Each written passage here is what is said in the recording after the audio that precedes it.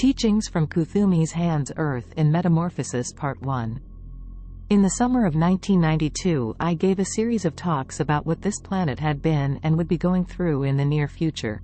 I had been highly interested in the transformative process of planet Earth for many years because I felt at some level of my beingness that I would be involved in that process, somehow, and I readily devoured all the reading material I could get my hands on. Material that would practically jump off the bookstore shelf at me. Material that always built upon what I'd already learned, as though the books that came to me were ordered and then sent by some spirit instructor looking after my occult education. There was a lot of garbage out there drawing the attention of those with poorly developed discernment, and there were works with truthful statements intermingled with mostly disinformation, misunderstanding, and blatantly obvious lies, a method favored by the Dark Brotherhood. But in my hermetic years of reawakening while living in my retreat in the Sierra Nevadas, 1987-1991, my intuitive, inner knowings had grown quite dramatically, and I could keenly discriminate the legitimate material from the unworthy. I was able to distill the essence of the ideas and condense down and synthesize the concepts that were aimed at a barely awakening humanity in an attempt to get it prepared for what was inevitably coming. The true teachings and true warnings had fallen upon deaf and dumb ears mostly, so I offered to ring a few alarm bells that summer and try to wake up as many sleepy heads as I could, drawing on the extensive material on the subject resting in my memory banks. Since that time, I've continued to add more knowledge to those memory stores from the best and the highest sources for that particular field of information, and I've achieved levels of perspective that go far beyond this speck of dust at the outer fringes of this enormous galaxy. Perspectives that I wish to share with those who are willing to open their minds and use their intuitive, feeling sense to judge the veracity of what I have to communicate. I have gathered this information from the very highest levels of existence that are available to this third density plane of reality at this time, information that has a bearing upon what is really happening to this planet and the sentient beings that have made a home on her surface. The teachings come from such sources as Ascended Masters of the Spiritual Hierarchy, refer to who are the spiritual hierarchy? Unimaginatively vast gestalts of consciousness or group minds existing at density levels closer to the Creator, and highly evolved intelligences from other star systems in the galaxy and in the cosmos. Obviously, human intermediaries called channels have to be involved to bring the communications to us, and I've selected only the clearest and non-ego obstructed of those channels. Examples of the sources would be Hilarion, DJ Will Cool, Maitreya, Kuthumi, Ra, Pleiadians, Syrians, and the Confederation of Man. Part of the reason for this endeavor is to inform more people as to just what on earth is going on. Forewarned is forearmed against the anxieties and confusion and fearfulness which could result when these things start happening. When the deal starts going down, those who have chosen to remain in the ranks of the sleepwalkers will be in for the shock of their lives, because they expect this world to continue as it always has been, but it will never be the same again, thank God, and the transformation of which I write has already been set in motion and is absolutely inevitable. In fact, this is merely the calm before the storm. Before I get ahead of myself, let me give it to you from a galactic perspective. Yes, this whole thing that is happening is galaxy-wide. This galaxy of billions of stars is teeming with life, sentient life, far more sentient than Homo sapiens to be sure. In fact, there are billions of other civilizations in this galaxy alone, every single one more advanced, spiritually and technologically, than humans. The galactic being, who was called Hunab-Ku by the Mayans and who is called the Great Central Sun in the occult literature, has spread itself out upon the playground of creation, and this lenticular-shaped galaxy that we call the Milky Way is the physical manifestation of that galactic being.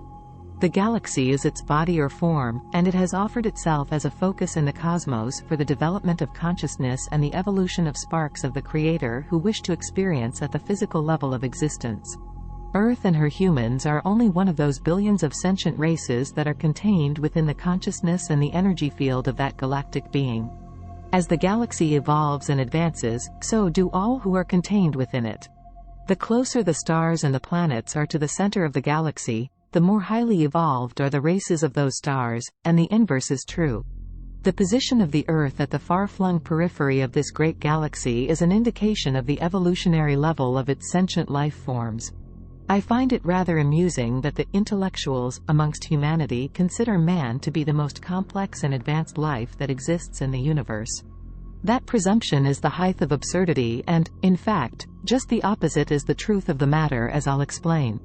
The galactic being has evolved to the next higher level of expression, and naturally and necessarily all that is contained within its beingness must move on or shift to their next higher level of existence.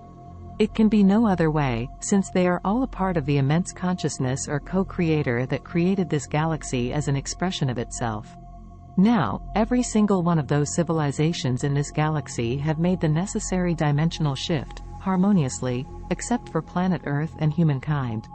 This is the one and only laggard planet in this entire galaxy, comprised of billions of other civilizations, to make the leap in collective consciousness that is required for it to move up to a higher dimensional experience. In other words, it is the most lowly evolved of all of them, and going nowhere fast if one cares to consider the ubiquitous hatred and bloodshed and cruelty that apparently has no end in sight. This planet, however, is an integral part of the galaxy and cannot be left behind, as the evolutionary spiral inexorably wends its way back to the all that is from whence all life sprang, and all eyes are focused upon this watery, emotional sphere to see how things will turn out. The entire galaxy cannot put its evolution on hold indefinitely for one single, backward planet, and hence the limited time span for the shift to take place. In fact, it is overdue, but the transformative changes have been postponed by Sanat Kumara. See, who is Sanat Kumara? And the solar logos of this system, because greater numbers of humans than those who would have been capable of making the shift are needed after the deal is done. If it would have gone forward in the 1970s, 1980s, and 1990s as had originally been planned, fewer than 1% of the population would have survived because their vibratory nature was too low for fourth density, the density plane to which Earth is heading. The shift for planet Earth involves going from the highest dimensional level, 7th, of third density to the lowest dimensional level, 1st, of fourth density, also called the astral planes. I must digress a little bit here to say that human experience is unique and that it involves all three sides of the triangle of being physical, emotional, and mental. All of the other races in this galaxy use the intellect, the mental side, as a slingshot for launching their evolutionary flight back to the Creator. They have seen what emotions have done to this planet and its ever-struggling life forms, and they want no part of them. The negative emotions, which are all based upon fear, have been the very thing which has held this planet back over eons of time, and the galactic races do not see the value of emotions because of the example that humans have set. But the galactic being has plans within plans within plans, and this wayward speck of cosmic dust has a grand role to play in the scheme which has been formulated. The Earth humans are going to be teachers for all those who follow the events here as they unfold, for they will demonstrate the inestimable value of the only true positive emotion that there is, and that is love. The plan for Earth, and this is overseen by great ones who know the stakes of the game, is that when the dimensional shift is fully realized and fourth density has been entered, those who remain with the planet will become centered in their Anahata chakra, mistakenly called the heart, and they will begin to emanate unconditional love for all things. This has been called the christing of the race, by Hilarion, Chohan of the fifth ray for planet Earth, and the energy of love will burst forth from this planet with such intensity that it will astonish all the galactic observers who had expected the emotional side of humans to lead to the planet's destruction. The galactic being wishes others of its races to incorporate emotions into their makeup, and that is exactly what will happen when they watch the blossoming and then the explosion of the Christ love coming off this planet and making it appear radiant like a star. The other races have no feelings at all, so this will be a big step for them and for the galaxy at large. That is the importance of this planet, as unlikely as it seems, and that is why there are so many here to observe. The second aspect of the triune Godhead, divine love or the Christ logos, has influenced the galactic being into desiring to express more love, such as will be found on Earth when it has gone through its birthing pains and has delivered to its Maker a golden age suffused with the highest form of love, that which will draw the Christed One back to walk again amongst humanity to serve as the highest example of that love and to be the way shower for the Aquarian age on Earth.